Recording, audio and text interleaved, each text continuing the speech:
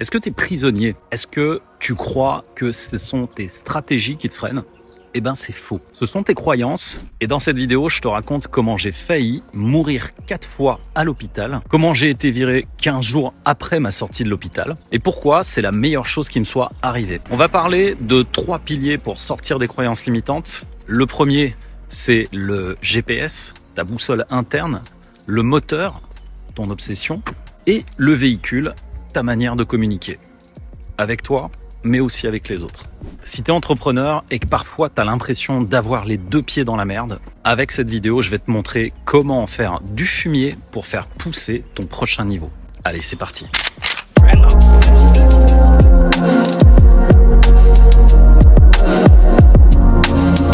Donc la backstory, ce que vous voyez là, c'est le logo de ma boîte. Ça fait 7 ans que je fais ça. 3 ans facile où je suis passé en société, je suis devenu un grand, on va dire.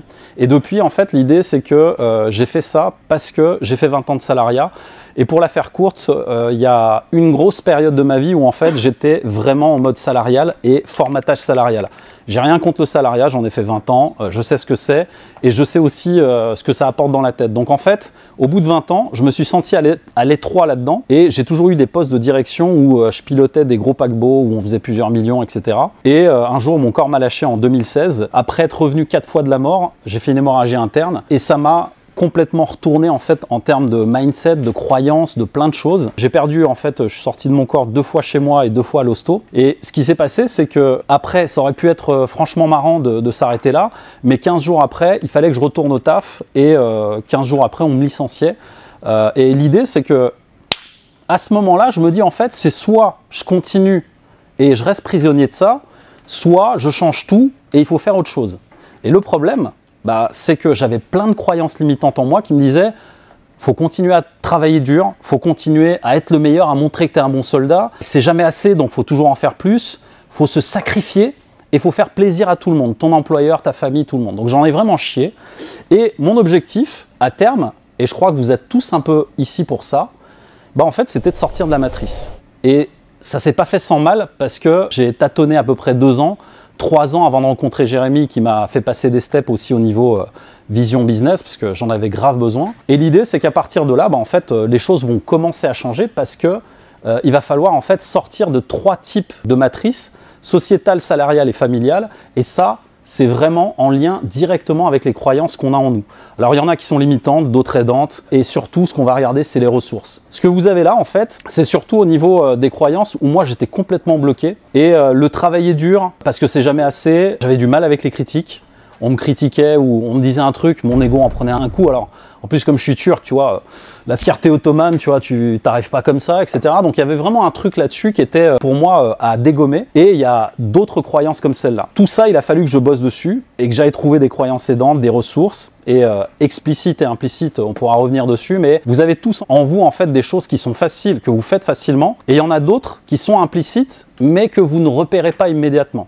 Et c'est surtout là-dessus que j'aide à pointer du doigt ce qui va et ce qui va pas. Ensuite, il y a un gros morceau sur le travail sur moi-même. Donc en fait, durant ces 7 années que j'ai fait jusqu'à être aujourd'hui ici devant vous, et j'aime bien le préciser quand même, je travaille dans une éthique de coach certifié. Alors, je sais que les diplômes, tout ça, ça veut rien dire, mais aujourd'hui, en fait, donner en fait un cadre éthique et déontologique, ça me semble essentiel parce qu'on est proche dans le coaching des métiers de la psychologie. Et j'entends trop de choses fausses sur les réseaux sociaux, donc je préfère juste remettre un cadre là-dessus en disant coach RNCP, c'est juste un diplôme qui a été certifié et reconnu par le répertoire national des certifications professionnelles de l'État. Ça ne veut pas dire grand-chose dans le monde de l'entrepreneuriat pour nous, mais en fait, au niveau du cadre légal, quand j'en parle à des organismes, etc., ils disent « Ah, vous êtes RNCP, c'est bien, etc. » Mais au-delà de ça, il y a une déontologie qui va avec. Si vous vous engagez un coach, première question à lui poser, demandez-lui s'il est supervisé, puisque ça fait partie de la déontologie des coachs. Si un coach qui vous coach ne se fait pas coacher lui-même, c'est qu'il y a un gros problème. Donc, partant de là, j'ai également passé aussi une maîtrise je suis maître en programmation neurolinguistique et c'est ça qui a complètement été le déclic pour moi et c'est ce qui fait que je vous parle de cette conf aujourd'hui. Donc au-delà de ça, j'ai dû bosser aussi sur mon focus parce qu'en fait, j'étais complètement à l'ouest. Je veux dire, t'as 40 ans, moi qui pensais que j'allais être directeur régional, tu vois, dans un truc, ouais, génial, tu parles. Mon ego, il a pris une claque et en fait, Je me suis retrouvé à 40 ans, sans emploi, mes enfants, ma femme qui a jamais travaillé parce que j'ai toujours eu des salaires confortables. Ouais, and so what? Et donc, c'est là où il a fallu que j'aille beaucoup plus loin. Et d'où la framework que je vous propose aujourd'hui, justement, pour aller encore plus loin au niveau de ce que vous travaillez en vous. Et les 3 étapes que je vous montre, c'est les 3 étapes que je travaille justement avec les personnes que j'accompagne. C'est notamment ce qu'on a fait avec Gérald. On va revenir un peu sur le business. Parce que c'est bien beau, en fait. Ok, on a les croyances, machin, d'accord. Je vais pas vous bullshiter avec ça, on va pas y passer la nuit, mais on va y revenir. L'idée ici, c'est à quoi ça sert. Parce qu'aujourd'hui, on veut tous quelque chose. On veut de l'argent, on veut de la liberté, ce que vous voulez. Mais si on n'a pas en fait une framework pour pouvoir bosser avec, ça va pas aller bien loin l'histoire. Donc la première des choses en fait, c'est de comprendre où est-ce que ça se passe. Et pour moi, la première étape en tout cas, c'est le GPS. Alors la question que j'ai posée à mon ami Nico hier, de façon bienveillante, hein, Nico, c'est quoi l'intérêt de la boîte en fait dans tout ce que vous faites? Et là, la question fondamentale, c'est est-ce que je défends bien les intérêts de l'entreprise à chaque instant dans chacun de mes actes? Et ça, en fait, pour vous, ça doit juste être le GPS. Parce qu'il y a des moments où vous allez parler avec votre cœur, avec votre ego, avec les égos aussi des personnes qui sont dans votre équipe. Et j'ai adoré la conf de Jérémy hier parce que, grosso modo, c'est ce que vous allez vivre tout au long du chemin entrepreneurial que vous avez. Que vous soyez débutant ou même à des niveaux beaucoup plus avancés. Plus avancé, Gérald il vous le dira, c'est toujours aussi complexe et il y a d'autres défis qui vous attendent. Et donc l'idée, c'est d'aller justement sur vos 3 centres. Qui peut me dire, qui connaît les 3 centres rapidement, centre mental, centre émotionnel et centre instinctif. L'idée en fait, c'est comment vous vous voyez en fait au quotidien. Est-ce que vous pensez plus être dans le mental, dans l'émotionnel ou dans vos instincts et vous agissez un peu instinctivement? L'idée, en fait, c'est de simplifier pour comprendre. Ce que je vous invite à faire, c'est vous poser la question. Est-ce que je passe 80% de mon temps dans mon mental, dans mes émotions ou dans mes instincts? Pourquoi? Simplement parce qu'on a des neurones, et ça, Mohamed, il vous le dira mieux que moi, on a des neurones dans le cerveau, dans le cœur et dans l'estomac. Mais sachez que les plus puissants sont au niveau du cœur et c'est eux qui régissent tout et qui font que vous faites des choses ou pas. Et donc, dans l'idée, les questions que vous avez ici, c'est quel est l'intérêt, et là on reste dans le GPS, l'intérêt de la boîte, quel est l'intérêt logique de l'entreprise dans tout ça? Ça, c'est fondamental. Vous devez prendre une décision, ça commence d'abord par filtrer par la logique. Et une fois que vous avez passé ça, c'est est-ce que mes émotions n'altèrent pas mes choix, mes décisions, mes stratégies envers les intérêts de l'entreprise? Et souvent, vous le verrez, c'est quand il y avait un entrepreneur qui m'avait dit un jour, j'ai fait un investissement en Bitcoin à 100K, mon doigt il a tremblé quand j'ai cliqué. Donc, ouais, est-ce que c'est dans l'intérêt de la boîte avant d'avoir peur ou quoi que ce soit? Et toujours rester sur une logique de ça sert à quoi? Est-ce que c'est bien utile pour la boîte?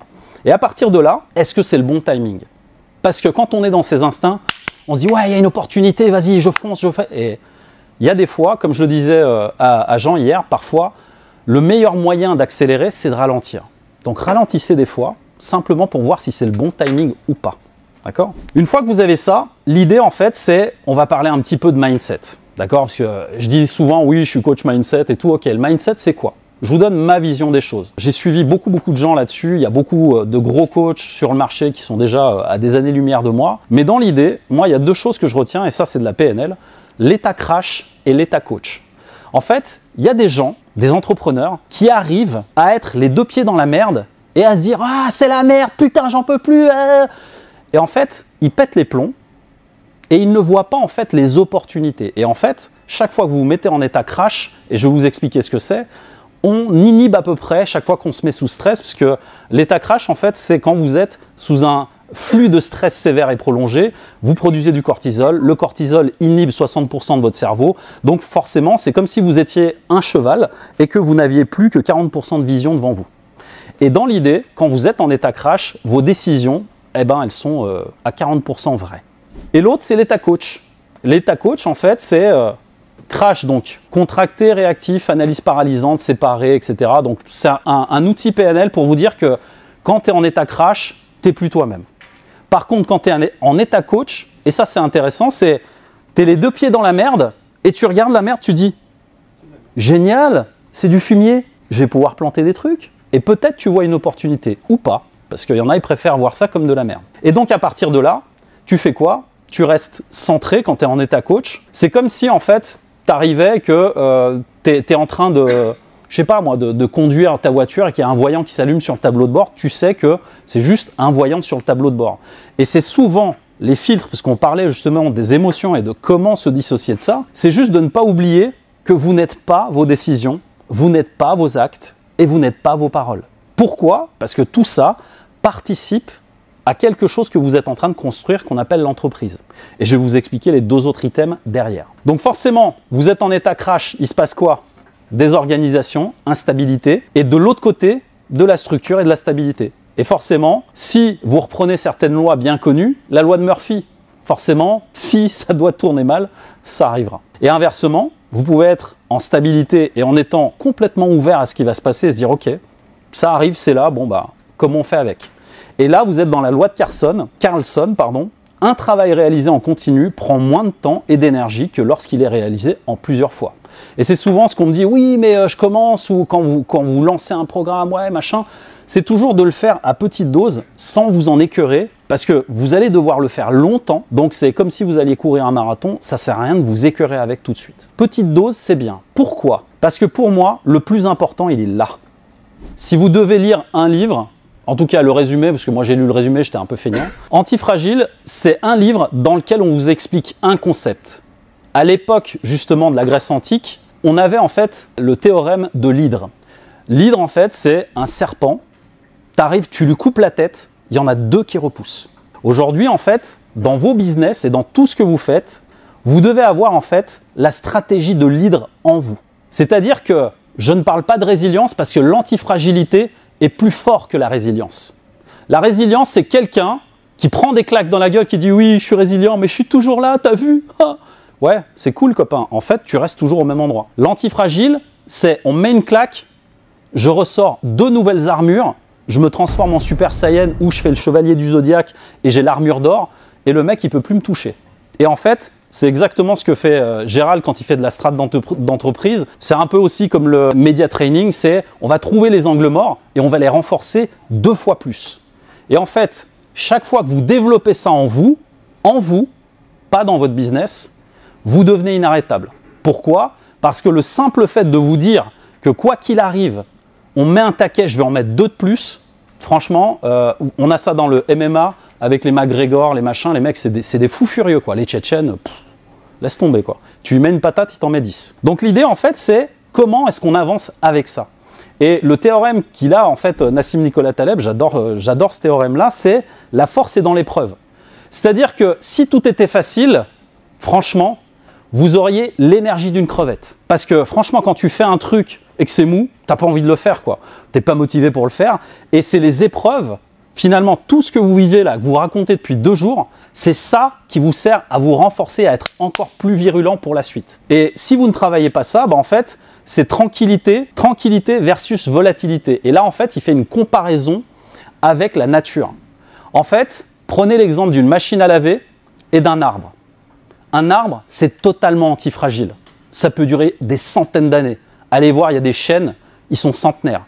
Par contre, une machine à laver, ça, c'est complètement obsolète au bout d'un certain temps. Simplement parce que la volatilité, quand vous la créez en vous et dans votre business, vous êtes obligé de rester en alerte. Donc, en état coach. Et l'état coach, comme on l'a vu tout à l'heure, c'est quoi? Centré, ouvert, connecté au moment présent, en alerte positivement et dans l'hospitalité, l'humilité de ce qui va se passer. Pourquoi? Parce que Jérém, il l'a expliqué hier. En fait, quand tu arrives dans l'entrepreneuriat, tu es un peu la star. Tu sais, comme Jean-Baptiste, il expliquait ça ce matin. Ouais, j'ai pété les 100 000. Wouh, super. Et après, le lendemain, tu te prends un truc et ça recommence. Et donc, dans l'idée, en fait, si tu restes toujours dans cette volatilité en toi, tu te dis, attends, aujourd'hui, il ne s'est pas passé un truc, c'est pas normal. Et souvent, c'est quand vous ralentissez qu'il y a plus de problèmes. Si vous n'avez pas de problème, c'est que ça ne va pas assez vite. Et il faut trouver l'équilibre entre les deux. Et c'est souvent quand on se relâche que tout devient plan-plan. Ouais, ça va, tout va bien, mais en fait, les résultats ne sont plus là. Et en fait, c'est la fameuse matrice mathématique qu'il a pris avec un Excel qui vous a expliqué en fait. Ensuite, le bon timing, et ça, il avait expliqué ça avec le trading. Vous savez que les meilleurs traders du monde ne sont pas les plus informés. En fait, les meilleurs traders du monde sont ceux qui ont compris quand investir et quand ne pas investir. Et quand vendre en fait. Et il s'est rendu compte en étudiant les traders qu'il y en avait un paquet, ils s'en foutaient des infos, mais ils regardaient uniquement le bon timing pour pouvoir entrer et sortir l'argent. Et c'est la même chose dans vos business. Si vous avez le bon timing et que vous avez compris à quel moment vous deviez passer à l'action, à quel moment il fallait être un peu plus calme, c'est un peu les cycles que vous allez vivre en fait tout au long de l'année. Et le dernier pour la route, c'est la route tranquille ne mène pas au succès. En fait, c'est la même chose que la volatilité. Plus vous êtes tranquille, moins il y a de résultats. Donc, ça nous amène au deuxième point, puisque on a parlé du GPS, là on va parler du moteur. Le moteur, en fait, c'est l'obsession de l'objectif. J'aime bien ce mot parce que je le rattache à l'amour. Si vous avez quelqu'un dans votre vie, la première fois que vous rencontrez cette personne, il y a une espèce d'obsession amoureuse, un truc cool qui se crée avec la personne. Si vous n'avez pas la même chose pour votre business, c'est que vous n'êtes pas au bon endroit. Et l'idée, c'est que tant que ça ne devient pas une obsession, que vous n'êtes pas obsédé par ce que vous faites, vous n'êtes pas au bon endroit, simplement. Et c'est cette obsession que vous avez en vous qui va créer les résultats. Pourquoi? Parce que vous êtes nombreux à ne jamais lâcher l'affaire. Mais est-ce que vous le faites pour les bonnes raisons? Est-ce que c'est parce qu'il faut faire comme ça ou ça me tient à cœur, j'ai envie de le faire? Et là, ça appelle autre chose. Ça appelle des valeurs, des ressources, des croyances, plein de choses en fait. Donc l'obsession est plus forte que simplement de se fixer un putain d'objectif où peut-être le lendemain, tu n'auras plus envie de le réaliser, quoi. Et donc, la question ici, c'est est-ce que mon objectif est bien le bon et celui pour lequel je n'aurai de relâche d'agir pour l'atteindre à chaque instant dans chacun de mes actes? Et là, on parle bien d'actes, puisque c'est les actions. Et là, la même chose. Est-ce que je le fais passer justement par les 3 centres pour voir justement où ça en est? Là, on va parler d'objectifs SMART. Je ne le fais pas, vous le savez tous, spécifique, mesurable, atteignable. L'idée, c'est de placer un objectif et de savoir le plus précisément possible où on va. À partir de là, c'est est-ce que j'aime vraiment ce que je fais? Et là, franchement, pour le coup, on va regarder en nous, c'est un peu comme l'amour. Est-ce que je kiffe vraiment ce que je fais? Et chaque jour, moi, quand je me lève, je me dis, est-ce que je kiffe toujours ce que je fais, mes clientes? Ouais, c'est bon, ok, on continue.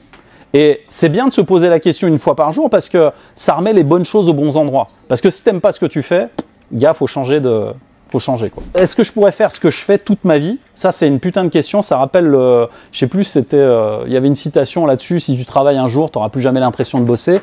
C'est vraiment ça. Et à partir de là, en fait, on crée 3 choses. Le premier, c'est de la clarté. Le deuxième, c'est de la volonté. Je l'ai dit sur le podcast de Bill Kerr. La discipline, c'est du bullshit. Vraiment. Si vous n'avez pas la volonté de mettre en exécution cette discipline que vous adoptez, la discipline ne sert strictement à rien. Donc, au lieu de travailler la discipline, travaillez votre volonté et surtout à quoi vous rattachez cette volonté. Votre famille, vos amis, votre femme, ce que vous voulez. Mais mettez un truc derrière qui soit moteur pour vous. Et là, vous allez déplacer des trucs, des montagnes, ce que vous voulez.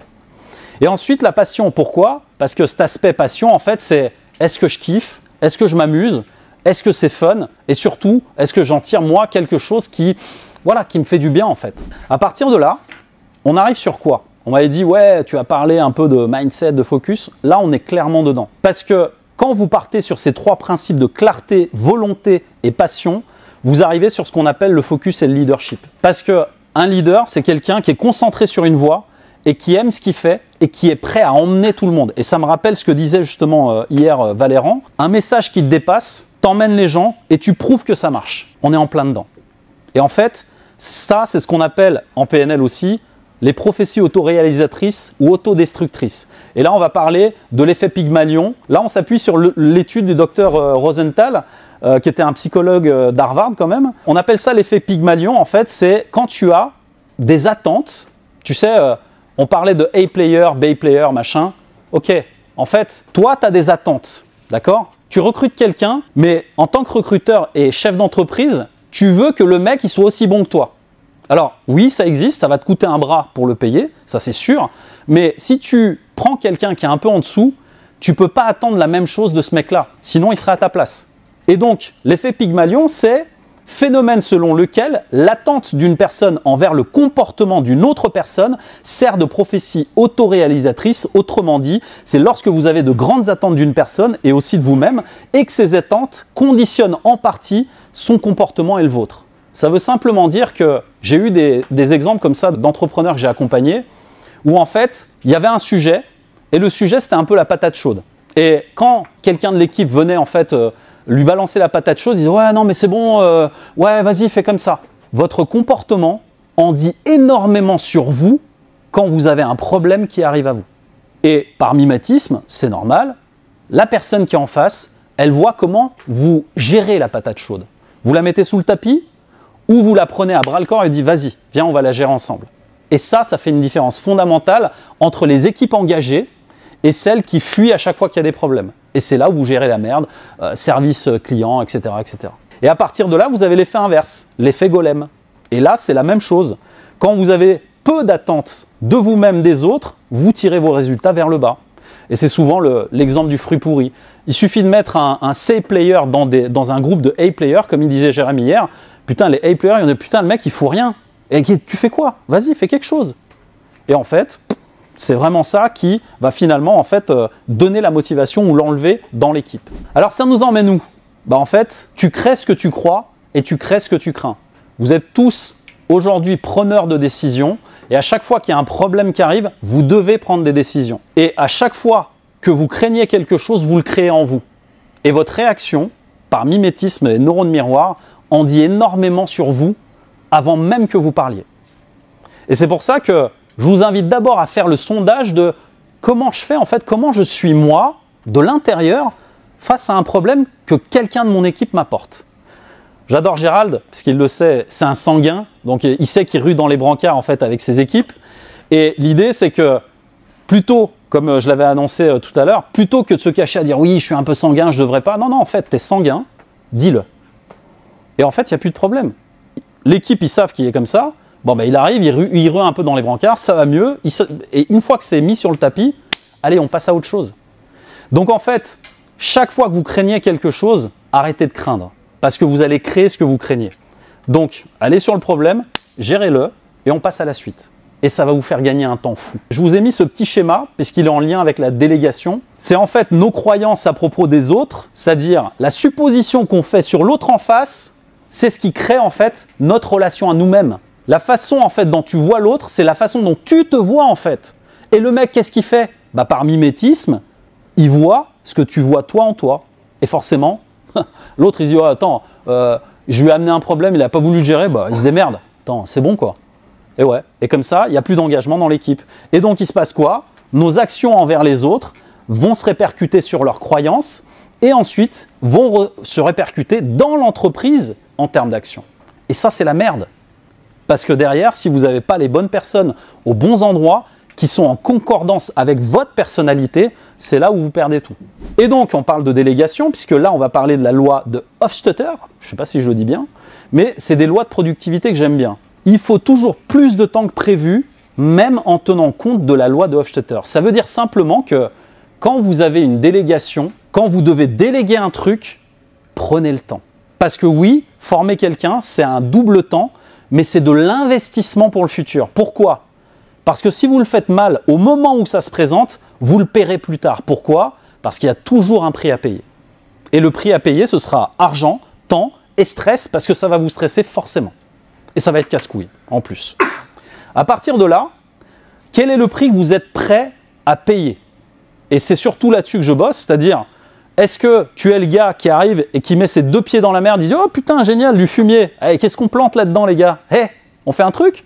Ou « Ouah, putain, c'est la merde ah. !» Et je travaille, pour moi, ça c'est un objectif beaucoup plus écologique. Donc écologique en PNL, ça veut dire bon pour soi. C'est un objectif beaucoup plus écologique que de travailler sur sa flexibilité interne face aux problèmes, que de vouloir la paix intérieure quand les problèmes arrivent. Parce que ça n'existe pas. C'est un objectif idéalisé. C'est comme, je ne sais plus, c'était Clémence, je crois, tu disais, j'ai peur de perdre des clients. Tu vas en perdre. Ouais. Donc comment tu fais pour être OK avec le fait de perdre des clients? Ça, c'est mieux, plus écologique pour toi que, oui, mais attends, mais... Et tu vas trouver des stratégies, en fait, d'évitement pour minimiser la douleur que ça va faire ressentir en toi, alors que si tu tapes une bonne fois dans le truc, tu peux passer à autre chose plus facilement. Et donc, une fois que tu as ça, redonner le sens en soi. Et en fait, là, on va parler de jus. On va se redonner du jus, en fait. Moi, je vous invite à réfléchir sur 3 choses. Qu'est-ce qui crée de la joie? Qu'est-ce qui crée de l'unicité? Et surtout, qu'est-ce qui crée de la souveraineté en vous mais aussi chez les autres. C'est-à-dire que grâce à vous, pour pouvoir créer de l'autonomisation et de la responsabilité dans vos équipes, vous devez montrer que vous êtes souverain dans vos décisions et qu'à chaque fois que vous prenez une décision, vous permettez aux autres de faire pareil. Ça veut dire que ici, dans cette souveraineté, vous devez avoir la flexibilité d'accueillir les erreurs de vos équipes. C'est souvent ça qu'on a du mal aussi. Et quand je vous parlais d'être les deux pieds dans la merde, c'est pas que quand vous faites des erreurs, c'est quand vos équipes elles font une couille, qu'elles vous ont mis vraiment un gros pavé dans la mare, vous dire ok, bon, c'est arrivé, mais comment on fait pour que ça n'arrive plus? Et à partir de là, vous pouvez tirer de la souveraineté en vous parce que chaque décision va être unilatéralement attachée à la personne qui est en face de vous. Parce que grâce à vous, elle voit de la résonance, ça va créer de la joie et de l'unicité. L'unicité, en fait, c'est qui vous êtes, va attirer en fait ce qu'il y a chez les autres en eux. Et à partir de ça, une fois que vous savez qui vous êtes, la joie, c'est de pouvoir justement, on vous parle souvent de bonheur, oui, le bonheur c'est bien, je suis un peu d'accord, c'est surcoté, parce que le bonheur en fait c'est un mot valise, puisque en PNL on travaille beaucoup sur les mots valises. Un mot valise c'est le bonheur. Ouais, vas-y dis-moi c'est quoi le bonheur? Ouais, bah le bonheur c'est ouais, les chèvres au Larzac, tu vois, j'ai une maison, ouais ok d'accord. Et en fait, le bonheur c'est la destination, alors que la joie c'est le carburant qui permet d'y aller. Et la joie en fait, par petites touches, elle va revenir, repartir, revenir, repartir. Si vous apprenez à la cultiver, ça devient vraiment du carburant en fait pour aller beaucoup plus loin. On va passer au dernier pilier. Donc vous vous rappelez, premier pilier le GPS, l'intérêt de l'entreprise. Deuxième, c'est le moteur qui va être l'obsession de l'objectif.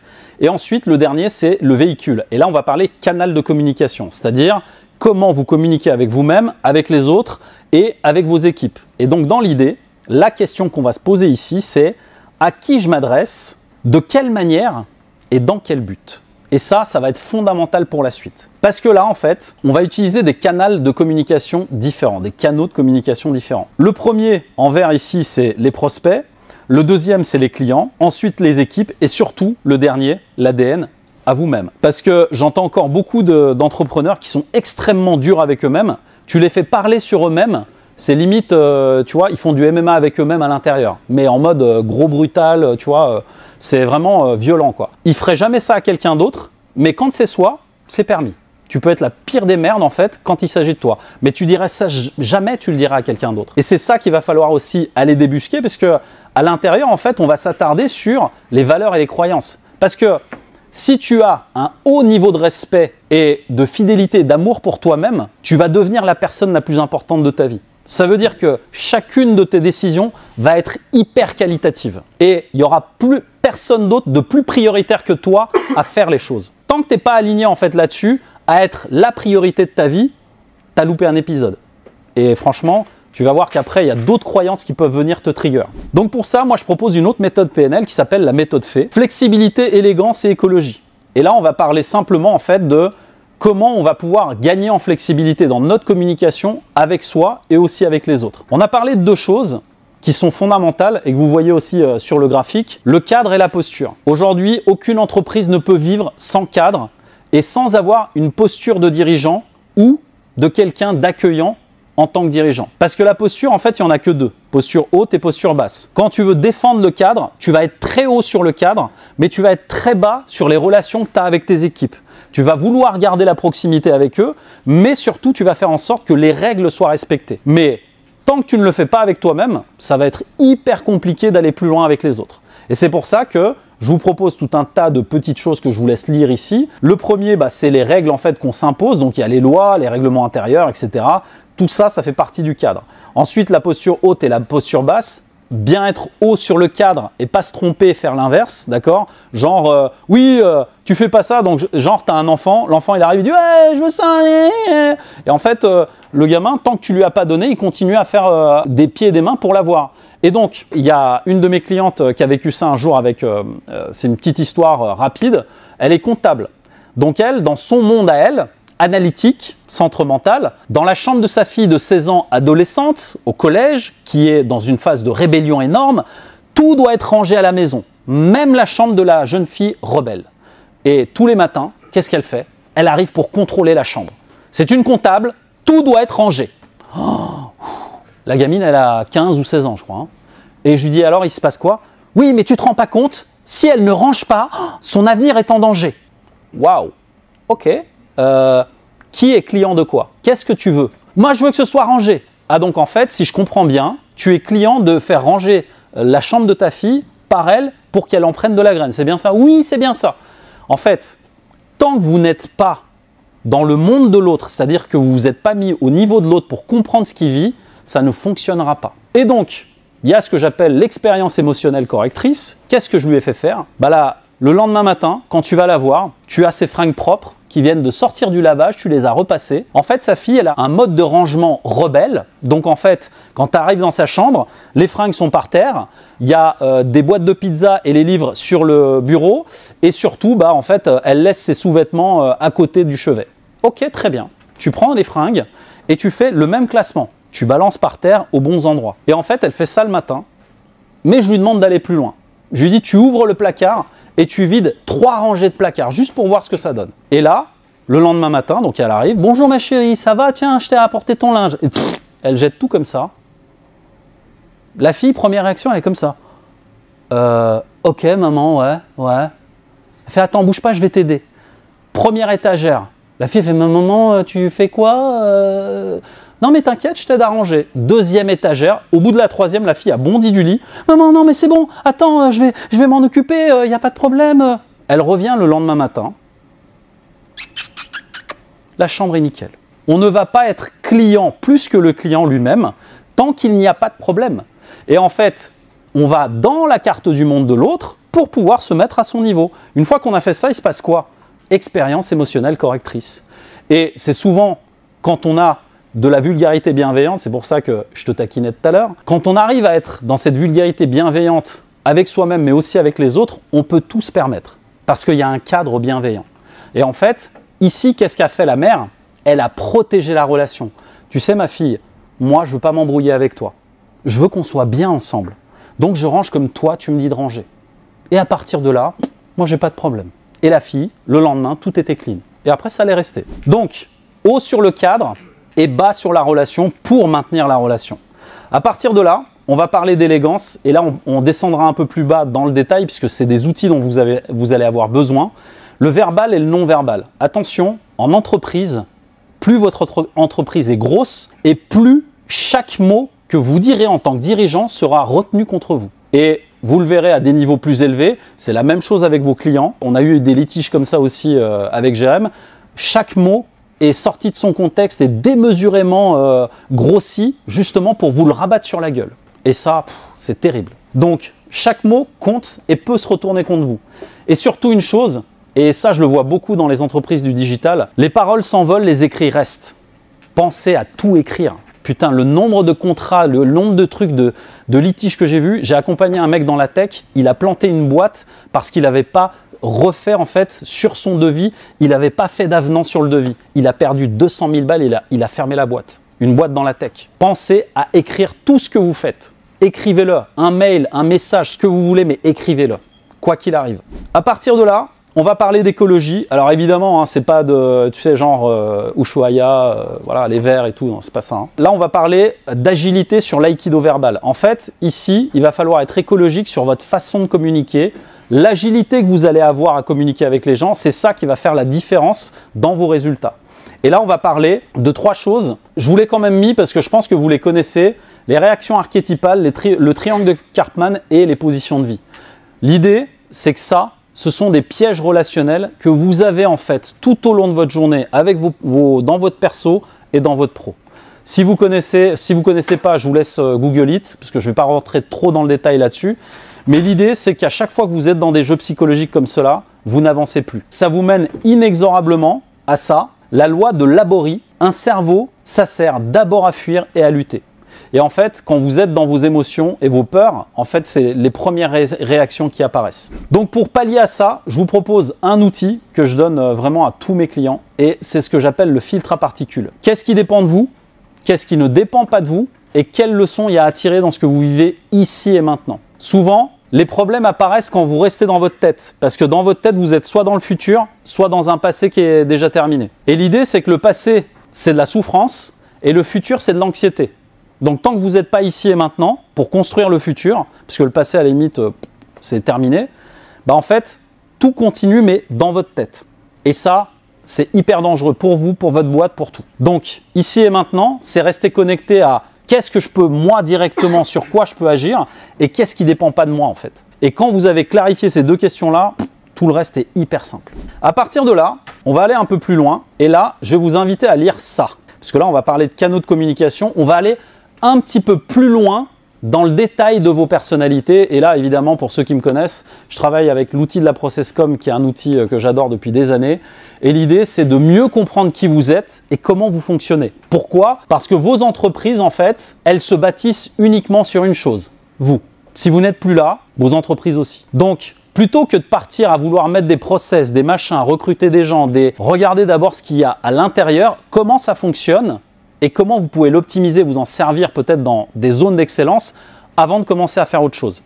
Souvent, les gens ils viennent me voir et me disent « Ouais, moi j'ai fait ci, j'ai fait ça, mais tu vois, ça marche pas. » Ok, on va déjà commencer en fait par toi et après on construit le reste. Et la loi, alors je vous le dis, Swoboda Fliestleicher, je ne sais pas dans quelle langue c'est, dispose qu'il existe chez nous des rythmes biologiques qui influencent directement notre productivité. Et ça, on va juste parler de science, puisque aujourd'hui on le sait, il y a les cycles circadiens, il y a les cycles aussi, vous savez, avec les images, si vous êtes plutôt un ours, un dauphin, etc.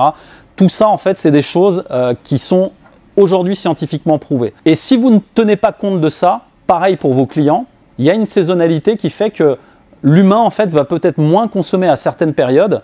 Et ces périodes-là, il va falloir en tenir compte aussi dans vos business. Pas que pour vous. Mais sur vous, ça va avoir de l'impact au niveau motivation, au niveau énergie et surtout au niveau de vos croyances. Parce que, on le dit souvent, le plus important, c'est pas que tu sois tombé. Le plus important, c'est comment tu t'es relevé, parce que si tu restes au même endroit, tu vas créer un ancrage que chaque fois que tu tombes, ça fait mal, oh, je peux pas, et ça reste.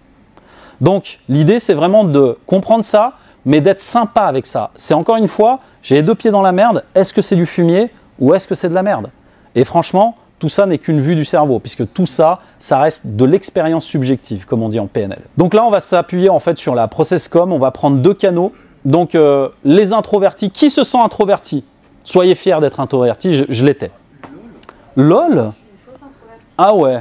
Ah ouais, d'accord. Ouais, les introvertis, ok. Les autres, extravertis, ouais, les beaux gosses, quoi. Ouais, ils sont là, t'as vu, on est là et tout.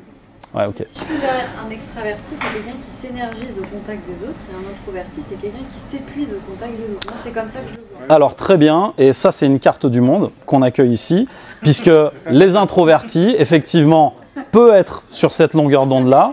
Eh bien, écoute, tant mieux si ça t'épuise, peut-être que tu es une introvertie, mais dans l'idée, c'est des personnes qui vont avoir des... On va partir simplement sur le canal de communication, c'est des personnes, un peu à l'image de Julien hier, qui ont du mal, tu vois, peut-être à sortir des choses. Donc, il y a une forme de non-lâcher-prise qui, à l'intérieur, fait qu'ils n'arrivent pas à sortir des choses d'eux. D'accord? On va prendre ce prisme-là, mais ce que tu dis aussi est vrai. Et dans l'idée, les extravertis, eux, ils n'ont pas de problème, ils arrivent, beaux gosses partout, tranquilles, voilà, tout va bien. Et donc, à partir de là, on va prendre les 6 besoins psychologiques, parce que là, il faut quand même qu'on parle un petit peu psychologie. Chacun des profils que vous avez, en fait, dans les introvertis et les extravertis, vont avoir un centre mental, émotionnel et instinctif. Et souvent, on est dans ce besoin psychologique de compétence d'être reconnu, puisque l'être humain étant un être social, il veut qu'on le reconnaisse. Quoi qu'il arrive, il a besoin de reconnaissance.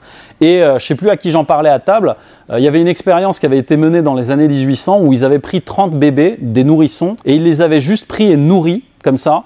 Et les bébés, en fait, au bout de quelques mois, se laissaient mourir. Simplement parce qu'ils n'avaient pas de réponse de reconnaissance. C'est-à-dire que c'est un stimuli de réponse qui renvoie le message que on te donne de l'amour, on s'occupe de toi, on reconnaît l'être humain que tu es. Et en fait, cette expérience, évidemment, c'était horrible parce qu'ils ont fait ça dans les années 1800, c'est interdit de nos jours. L'idée, c'est que l'humain, s'il n'a pas cette réponse extérieure de reconnaissance, il se meurt de l'intérieur. Et donc, rien ne se construit. Et à partir de là, vous devez regarder quel est le centre qui vous appelle le plus et quel est le besoin que vous devez nourrir en priorité d'abord pour vous, avant de le reconnaître chez les autres. Et une fois que vous avez ça, très simplement, en fait, vous allez pouvoir aller plus loin, puisque là, on va parler motivation et productivité dans l'entreprise, parce que vous connaissez la loi d'Illich, je suis sûr. Après un certain temps, la productivité tend à décroître, voire atteindre des valeurs négatives. Simplement, on en parlait hier dans le programme, par exemple, de Jérémy, Bah, les clients qui arrivent, ils ont pris par exemple 1 an d'accompagnement avec vous. Au début, ils arrivent, ils sont chauds patates. Et là, la courbe, en fait, elle est énorme. Ils ont envie, machin et tout. Mais plus ils restent, et moins ils voient justement la valeur de ce que vous apportez. Et dans l'idée, c'est comment je fais moi pour leur donner plus de peps, un peu comme on l'a fait avec Mohamed ce matin, de mettre de l'urgence en fait sur le truc qui va leur permettre de garder cette dynamique. Et en fait, cette loi d'Illich, elle est très vraie et dans le boulot, mais aussi avec vos clients. Mais d'abord, vous devez comprendre quel est le besoin que vous devez nourrir chez eux. Pareil pour vos équipes, pareil dans votre relation de couple, pareil un peu partout. Et l'idée, c'est, si vous pensez être dans un mode analytique, dites-vous qu'en résonance, vos clients, les personnes qui vont bosser avec vous, vont souvent vous ressembler. Et c'est souvent, justement, dans cet ordre-là, que le recrutement, il y a parfois encore des gens qui recrutent ce qu'on appelle au feeling, qui est une grosse connerie, puisque quand vous recrutez, vous allez recruter pour les critères principaux d'un poste et en fonction de votre personnalité d'abord. Si la personne ne partage pas certains critères et surtout certaines valeurs, ça ne va pas matcher. Et vous allez en payer le prix fort après en temps et en énergie. Et à partir de là, on va s'attarder sur 2 choses, le verbal et le non-verbal. Et là, on parle clairement de communication, encore une fois, de votre communication. La manière dont vous envoyez vos messages, vos signaux. Parce qu'en PNL, on part du principe qu'on ne peut pas ne pas communiquer. Même quand vous ne dites rien, c'est une réponse. Et tant que vous n'avez pas compris ça, les problèmes peuvent continuer à s'additionner et à la fin, ça fait un joli pataquès. Donc, vous allez regarder au niveau verbal, le centre mental, il a ce qu'on appelle le quotient intellectuel. Et lui, il est très doué pour analyser, optimiser, faire en sorte que tout soit carré. Ensuite, vous avez le quotient émotionnel. Et là, on va parler des émotions, des personnes qui sont très fortes pour comprendre les émotions des autres et les anticiper, l'empathique. Et ensuite, on a l'instinctif et lui, il est plus dans le quotient relationnel et social. Et là, on va parler justement de créer du lien, du réseau. Et ça, c'est la grande force de Gérald, je suis admiratif pour ça. Il arrive à réunir des gens de tous horizons et ça, c'est une grande force. Et c'est sur ce genre de critères que vous avez en vous que vous construisez votre entreprise, pas l'inverse. C'est stupide de faire l'inverse et de dire « ouais, lui, je le sens bien ». Non, non, regarde en fait ce dont toi, tu as besoin d'abord, ce dont l'entreprise a besoin et qu'est-ce qui est dans l'intérêt de l'entreprise, puisque toi, c'est l'intérêt de l'entreprise que tu défends. Et à partir de là, tu n'as plus qu'à sélectionner en fait les profils. Ensuite, le non-verbal. Alors là, je fais très rapide. La posture, le regard, je pense que ça, c'est la base. Qui connaît la méthode DIVA? Levez la main. Non? Oui? Très rapide. Quand vous parlez et que vous êtes dans un environnement d'entrepreneur comme vous ici, j'adapte mon rythme d'habitude. Je parle très lentement, Jérémy me connaît, moi je suis plutôt une tortue. Débit, intonation, volume, articulation. La méthode DIVA. On utilise beaucoup ça dans le phoning, simplement pour se synchroniser, puisque c'est de ça dont il est question. On va se synchroniser en fait avec l'environnement dans lequel on se trouve. Nos équipes, nos partenaires, etc. Et en fait, plus vous êtes synchronisé sur eux, et plus votre communication est efficiente et efficace. Et c'est ça qui va créer aussi de la performance dans votre business. Et ensuite, on arrive à l'aspect final et j'arrêterai là-dessus puisque après, on va pouvoir passer aux questions-réponses. Ici, on va parler d'abord de synchronisation, de vous synchroniser vous avec les personnes de votre équipe, vos clients, etc. Et ensuite, de calibrer ce dont ils ont besoin. Et là, on utilise simplement la maïotique socratique.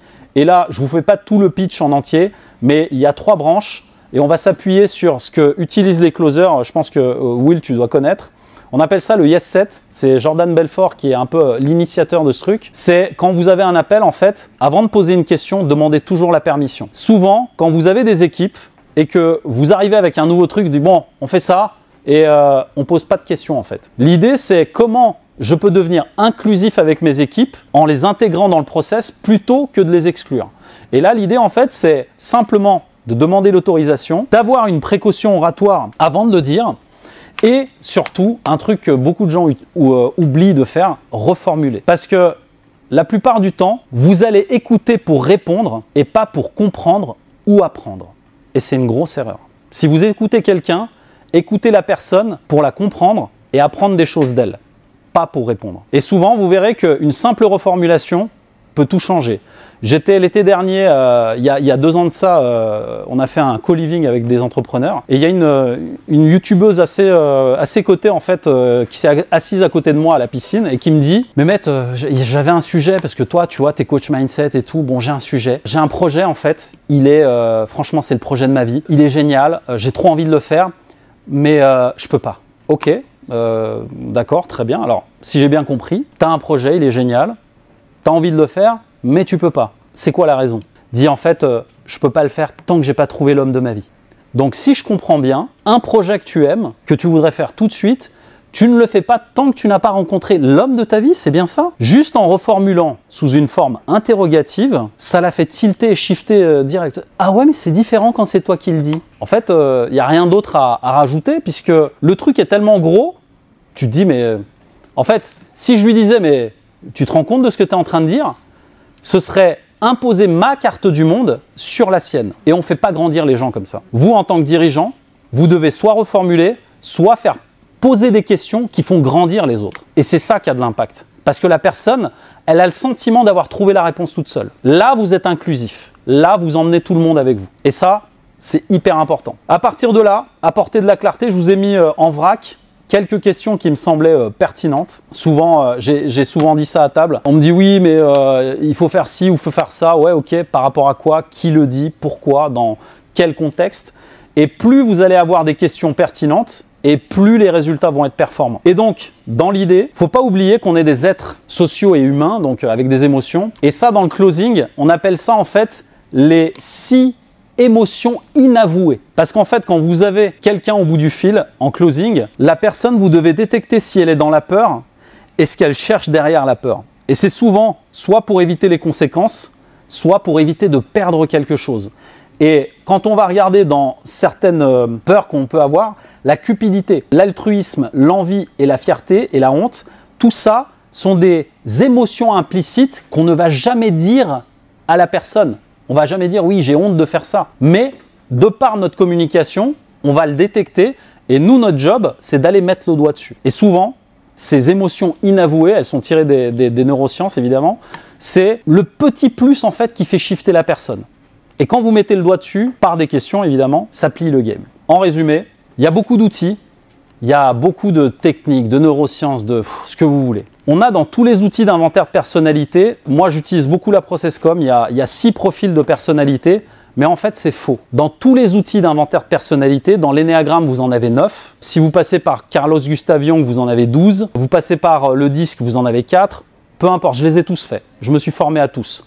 Mais il y a un truc qui est faux, c'est que chacun en fait montre une partie du monde et une certaine limite de ce qu'on est. Et moi, je pars du principe que les limites, on se les crée nous-mêmes. Donc, je vous invite juste à réfléchir à le 7e, on va prendre le filtre, la carte de lecture de la ProcessCom, il y a 6 profils, et moi je dis c'est faux, il y en a 7.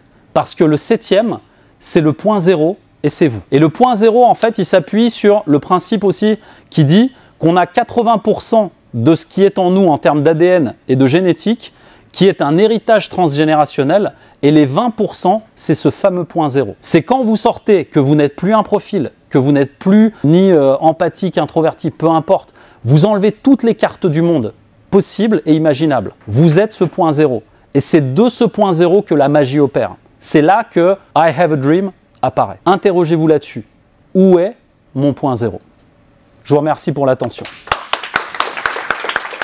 Alors tu vois, tu peux lire tous les livres du monde, suivre toutes les formations, faire toutes les to-do list du monde, mais si à l'intérieur, tu as encore une croyance qui te dit « je suis pas assez » ou « faut que je me sacrifie pour réussir », tu vas tourner en rond. Et si tu veux un avis, cherche pas à devenir plus fort, cherche à devenir qui tu es, plus aligné, plus profond, plus toi.